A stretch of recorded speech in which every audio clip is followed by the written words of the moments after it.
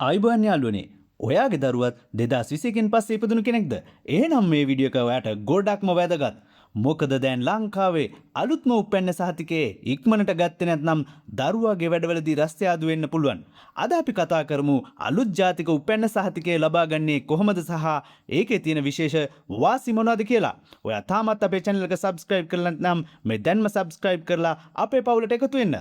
මේ නවජාතික උපැන්න සහතිකයේ ප්‍රධානම දේ තමයි ස්ලින් එහෙමත් නැත්නම් ශ්‍රී ලංකා හඳුනා ගැනීමේ අංකය. මේක හරියට දරුවාට ලැබෙන ස්ථීර හඳුනා ගැනීමේ අංකයක් වගේ. මේකේ තියෙන විශේෂම දේ තමයි QR කෝඩ් එක. මේක නිසා ඕනෑම ආයතනයකට සහතිකයේ සත්‍යතාවය ඉතා පහසුවෙන් තහවුරු කරගන්න පුළුවන්. ඒ වගේම වංචාවන් සහ වෙනස් කිරීම ඉතාමත් අවමයි. අනිත් ලොකුම වාසිය තමයි ඉස්සර වයස 15 දී ජාතික හැඳුනුම්පත් අංකයක් වෙනම ගන්න උනාට දැන් ඔයාගේ දරුවට උපතේදීම ලැබෙන මේ අංකය තමයි අනාගතයේදී එයාගේ ජාතික හැඳුනුම්පත් අංකය වෙන්නේ. මේ ස්ලින් අංකය දරුවාගේ ජීවිතේ හැම අංශයකටම බලපානවා.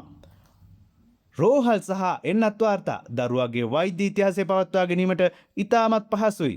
අධ්‍යාපනය ගත්තොත් පාසල් ලියාපදිංචි කිරීම සහ විභාග කටයුතු සියල්ල එකම අංකයකින් සම්බන්ධ වෙනවා.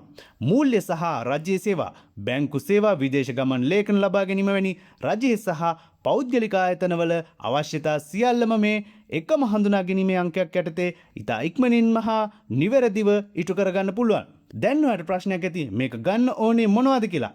අවශ්‍ය ලියකියවිලි ලැයිස්තුව මෙන්න.